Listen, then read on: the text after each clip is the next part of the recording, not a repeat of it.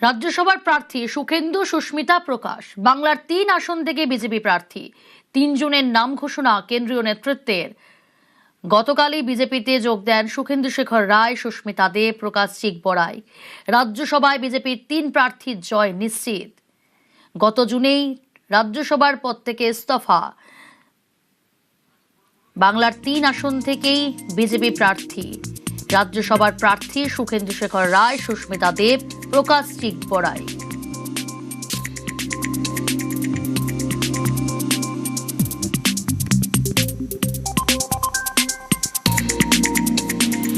দেখো, অঙ্কটা বুঝলেই বোঝা যাবে যে এই প্রার্থীর জয় নিশ্চিত। কারণ রাজ্যসভার সাংসদ হতে গেলে সাধারণ মানুষের প্রত্যক্ষ ভোটে কেউ রাজ্যসভার সাংসদ হননি। রাজ্যসভা হচ্ছে সংসদের উচ্চকক্ষ, সেখানকার সাংসদ হতে গেলে পরোক্ষ ভোটে হন, অর্থাৎ সাধারণ মানুষ বিধায়কদের নির্বাচিত করেন এবং বিধায়কদের ভোটে রাজ্যসভার সাংসদ নির্বাচিত হন। সেই ফর্মুলাটা কি? একজন রাজ্যসভার সাংসদ হতে গেলে একজনকে কটা ভোট পেতে হয়, কজন বিধায়কের সমর্থন লাগে, ভোটটা লাগে, তার অঙ্ক, তার একটা ফর্মুলা রয়েছে। সেটা হচ্ছে যেই রাজ্যে যত বিধানসভা আসন মোট, আমাদের রাজ্যে যেমন মোট বিধানসভা আসন 294, সেই 294কে ভাগ করতে হবে যতগুলো রাজ্যের যতগুলো আসনে ভোট হচ্ছে সেটা +1 দিয়ে। আমাদের রাজ্যে টোটাল রাজ্যসভা আসন রয়েছে 16টি, আর টোটাল বিধানসভা আসন রয়েছে 294, অর্থাৎ 294 জন এমএলএ। মানে 294, যদি 16টা আসনে ভোট হতো তাহলে ফর্মুলাটা এরকম হতো: 294 ডিভাইডেড বাই 16 + 1, অর্থাৎ 294 ডিভাইডেড বাই 17, অর্থাৎ 17.29 +1, এর সঙ্গে 1 যোগ করতে হবে।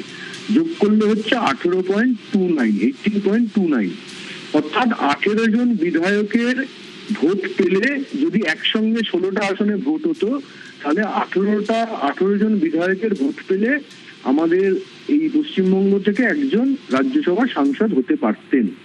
কিন্তু 16টা আসনে তো আমাদের এখন ভোট হচ্ছে না, আমাদের ভোট এখন 3টি আসনে। এবং এখন কিন্তু 294ও টোটাল আসন ধরা যাবে না, কারণ দুজন বিধায়ক কম। কারণ হুমায়ুন কবির এবং শুভেন্দু অধিকারী তারা দুটো সিট থেকে লড়েছিলেন, দুটো সিটেই জিতেছেন, একটি করে সিট ছেড়ে দিয়েছেন, অর্থাৎ একটি করে সিট খালি রয়েছে। অর্থাৎ টোটাল বিধায়কের সংখ্যা 292। একে ভাগ করতে হবে কি দিয়ে? যতগুলো আসনে ভোট হচ্ছে +1 দিয়ে। অর্থাৎ আসনে ভোট হচ্ছে কতগুলো আসনে? 3টি আসনে। তাহলে 292কে ডিভাইডেড বাই 3 + 1, অর্থাৎ 292 ডিভাইডেড বাই 4, অর্থাৎ 73। এর সঙ্গে 1 যোগ করতে হবে, অর্থাৎ 74। তার মানে 74 জন বিধায়কের সমর্থন পেলে এই যে 3 জনের একজন রাজ্যসভায় চলে যাবে। এই সমর্থনটা এখন একমাত্র বিজেপির পক্ষেই দেওয়া সম্ভব।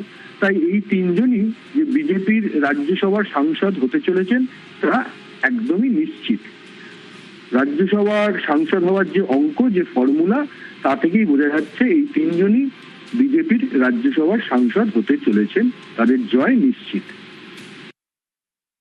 তৃণমূলে এক্সিট পোল। বিজেপিতে সুখেন্দু শেখর রায়, বিজেপিতে সুস্মিতা দেব, প্রকাশ চিকবড়াই। সল্টলেকে বিজেপি দফতরে যোগদান। তৃণমূলের 3 প্রাক্তন সাংসদ বিজেপিতে। টিএমসি রাজ্যসভার 3 প্রাক্তন সাংসদ বিজেপিতে। 3 জনেই জুনে রাজ্যসভার সাংসদ পদ থেকে ইস্তফা।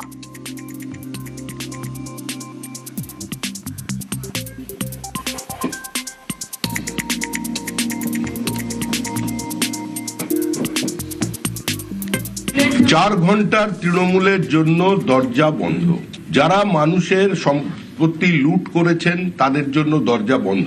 নির্বাচনের আগে আমি বারবার আহ্বান জানিয়েছি কংগ্রেসের ভোটারদের কাছে, বামপন্থী ভোটারদের কাছে, এবং স্পষ্ট করে এটা বলেছিলাম, যারা চাকরি বিক্রি করেননি, চাকরি কেনেননি, সিন্ডিকেটে অংশগ্রহণ করেননি, যারা নিরপরাধ মানুষের ওপরে নিজের আধিপত্যবাদ চাপিয়ে দেননি, যারা মানুষের গণতান্ত্রিক অধিকারগুলোকে পদদলিত করে দেননি, যারা টেন্টেড নন, যারা অপ্রাসঙ্গিক মমতা বন্দ্যোপাধ্যায়কে প্রাসঙ্গিক করবার জন্য বিপরীত পরিস্থিতিতে নিজের ঘাম রক্ত দিয়ে দেওয়ালে ঘাসফুল চিহ্ন এঁকেছিলেন, তাদের কাছে আহ্বান জানিয়েছিলাম যে আপনারা পশ্চিমবঙ্গের স্বার্থে, আপনাদের পরবর্তী প্রজন্মের স্বার্থে এই নির্বাচনে তৃণমূলকে সরিয়ে দিন। প্রত্যেকেরই একটা অতীত আছে, সাধুরও একটা অতীত থাকে। এই মুহূর্তে সুখেন্দু শেখর রায়, সুস্মিতা দেব, প্রকাশজিৎ বড়াইকের একমাত্র পরিচয় তারা বিজেপি কর্মী। বিজেপিতে যোগদান এই মুহূর্তে রাজনৈতিক পালা পরিবর্তনের পর কেন? দলের অভ্যন্তরে যা কিছু ঘটছে এটা সব ঠিকঠাক চলছে না, এবং গোটা রাজ্যটাকে কিছু গুন্ডাদের হাতে, কিছু তোলাবাজদের হাতে, কিছু রেপিস্টদের হাতে তুলে দেওয়া হয়েছে। যারা তৃণমূল গঠন করেছিলেন, যারা বামফ্রন্টের বিরুদ্ধে লড়াই করেছিলেন, তারা ক্রমশ পিছু হতে হতে দেওয়ালে গিয়ে পিঠ থেকে গেল।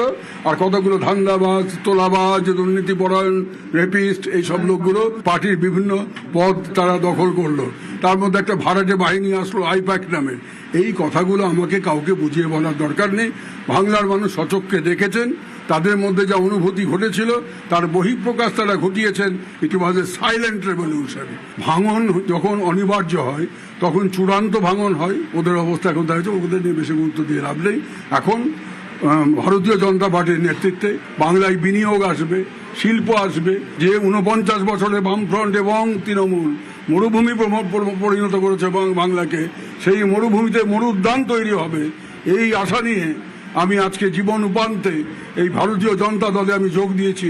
তার সাথে সাথে আমার যে পাপের প্রায়শ্চিত্ত, আমি নিজে কোনো পাপ করিনি, আমার বিরুদ্ধে কেউ আঙুল তুলতে পারবে না, কিন্তু পাপীদের সঙ্গে তো ছিলাম, সেটাও তো একটা পাপ। সেই পাপের প্রায়শ্চিত্ত করাটাও তো আমার কাছে জরুরি। সেই কারণে আজকে আমি ভারতীয় জনতা দলে যোগ দিয়েছি, এবং যে তারা যে আমাকে গ্রহণ করেছেন তার জন্য আমি তাদের সবার কাছে কৃতজ্ঞ। পাপস্খলন করলেন তিনি পাপীদের সঙ্গে থেকে, এমনটাই জানালেন সুখেন্দু শেখর রায়। ক্যামেরায় দীপঙ্করের সঙ্গে সুস্মিতা, নিউজ 18 বাংলা, কলকাতা। কেন বিজেপিতে যোগদান করলেন? কারণ দেখেন, সমস্ত দেশে, বিশেষ করে নর্থ ইস্ট হোক বা ইস্টার্ন ইন্ডিয়া, নর্থ ইন্ডিয়া, আমরা দেখতে পাচ্ছি যে প্রাইম মিনিস্টার মোদির গ্রহণযোগ্যতা বাড়ছে। এবং আমি মনে করি যে ডেভেলপমেন্ট ওরিয়েন্টেড পলিটিক্স করতে হলে the best leader is prime minister Narendra Modiji, and the best party is Bharatiya Janata party. এরপরে আসামে নাকি বাংলায় নাকি গোটা রাজ্য জুড়ে? আসামে না বাংলায়, এটার ডিসিশন তো হাইকমান্ড নিবে। পার্টি যেভাবে সিদ্ধান্ত নেবে আমি পালন করব। এটা আমার নিজের ডিসিশন। যেদিনকে আমি পদত্যাগ দিয়েছি রাজ্যসভার সাংসদ হিসাবে, দল থেকেও পদত্যাগ দিয়েছি। কেন? আমি নমিনেট হয়েছিলাম তৃণমূল কংগ্রেসের তরফ থেকে। ওই দিন থেকে বলে দিয়েছি আমার নিজের কারণে। কেন? 49 বছরের পরে এরকম একটা সরকার আছে, যে সরকার 49 বছরের পরে আসলো, মানে কেন্দ্র এবং রাজ্যতে। তো এই বেনিফিট মানুষ পাক। ওর অনেক এরকম স্কিম আছে যে স্কিমের বেনিফিট মানুষ পায় নাই। এবার কিন্তু তৃণমূলে কি অসুবিধা হতো যদি একটু বলেন? প্রত্যেকটা সেন্ট্রালের স্কিমটা প্রোটেস্ট করে, এটা তো ঠিক না। 100 দিনের টাকা বন্ধ কেন? খালি ঝগড়া করলে তো হবে না, আমাদেরকে সবাইকে নিয়ে কাজ করতে। বিজেপিতে সুখেন্দুরা নিন্দায় তৃণমূল।